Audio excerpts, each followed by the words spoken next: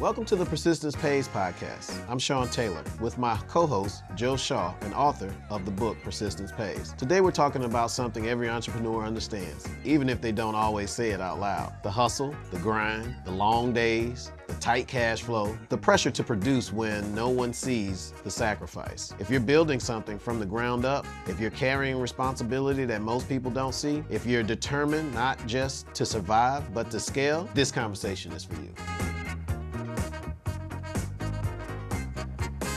Basically, all companies are going to have policies, procedures, and plans. But they got to have people. There you go. Because it's people that do all this stuff. There you go. How they handle the people, what kind of people they get in, how they can keep their people, all of that is how you deal with them. And those are soft skills a lot of times that people don't have.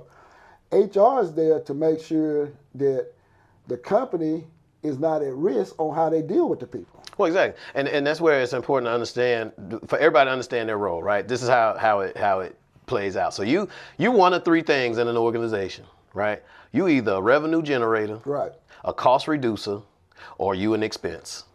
Expenses get worked out quick. Those are the people who ain't doing the job. Those are the people that are causing you expenses that will run up your direct labor or your direct expenses. Cost reducers are people who don't generate revenue, but they reduce your overall cost. So like HR will be a cost reducer because they're mitigating your risk, right? If I don't have an HR department and someone goes out here and does something that violates a law or a code, then I have risk exposure that I have to pay out something, right? So that's a cost reducer, right? Whereas a salesperson is a revenue generator. They're actually going out there, putting rubber to the road, and they're generating revenue that comes into the organization, right? So it's important to understand, no matter where you are in an organization, which one of those you are. Right. And so when we do the analysis, that's what we help companies identify.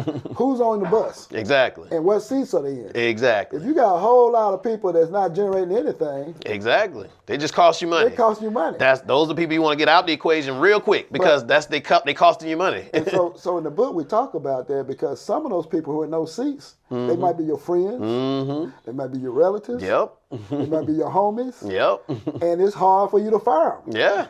They like the subscription you sign up for and you forgot you had it, but you keep paying every month and you never using the service. Yeah. That's them. So we do that. When we do the analysis, we say, give me your org chart and let's see who you got and what seats they are on the bus. And if they're not in the right seat, we might be able to put them somewhere else on the bus. But if they don't add no value to the organization, they need to go, and they need to go yesterday. Yeah, we got to get them off the bus. Get them on the bus where they can fall into the other two buckets. They may not be, we find out who they are, what they're about, and we place them where they can grow. And sometimes it's placing them off the bus. Exactly. But you gotta, but if you don't know what you got. Exactly. And so that's why that analysis is. And it helps you to prioritize where your attention needs to be within an organization. So if I know that I have, this is my bucket of revenue generators, and this is my bucket of cost reducers.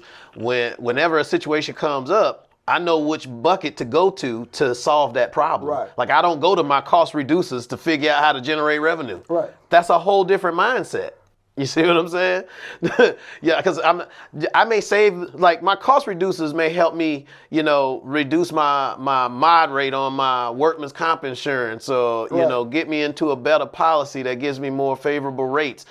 Whereas my revenue generator is going to find new innovative ideas that are market specific that allow me to generate new revenue streams, that allows me to tap into new avenues to bring revenue into the organization. You know what's so funny is even the CEOs don't know this. They don't know this. So I say, well, man, why would you send 5 people to a conference and when they come back, they're not bringing no innovations? And because the 5 you sent went out there to party. The 5 you sent were likely cost reducers and not revenue generators. You probably sent your HR and your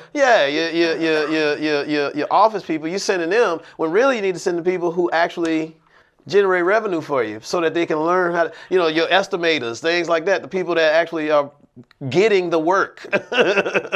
So if you're a business owner out there and this resonates with you, call us, man. We can help you. Yeah. We can help you. Yeah, we can help you determine analyze what you're doing and give you a playbook. We just say it's a playbook. Here's what you can do to improve your organization, because you're trying to make some money. Yeah, exactly. I mean, either you making money or you losing money. And this is the reality. The recipe is the same all the time. I mean, it's not a different recipe to success. It's the same. It's just how you apply it to your industry that makes it unique to your business. Right. But the recipe is the same. Like I tell people all the time, I say, they say, oh, well, he got delusions of grandeur. No, I had a recipe. I got the recipe for it because it's the same. And what's so I think astonishing with some people is they have the recipe, but they don't want to share it. Yeah.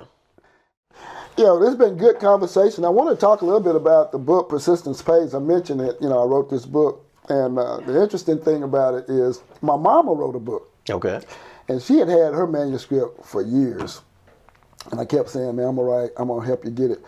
Well, I met DeMarcus, and you'll get to meet DeMarcus. DeMarcus told me about a book that he had on Amazon. Okay. And I said, well, man, I'd like to do that. He said, well, I can show you how to do it. So I got my mama's manuscript, and then within like a week, he had showed me how to put it together. Oh, wow. And so, because I told my mom, I said, I want to try to get your book published before your birthday. Her birthday is December 31st, so we're able to get it out. Well, I had been working on notes for years, just on my phone, just taking notes and saying, hey, And so I had a lot of material. And so I started putting it together. And that's how the book came together. It's just, kind of memoirs, lessons learned, experiences I've had from just coming up, from living in Asheville, North Carolina, all the way to today, doing what I call my winter season, my winter season of impact. There you go. So the book, starts out with 4 seasons, and just kind of through my life and the impact that, hopefully I'm making with people.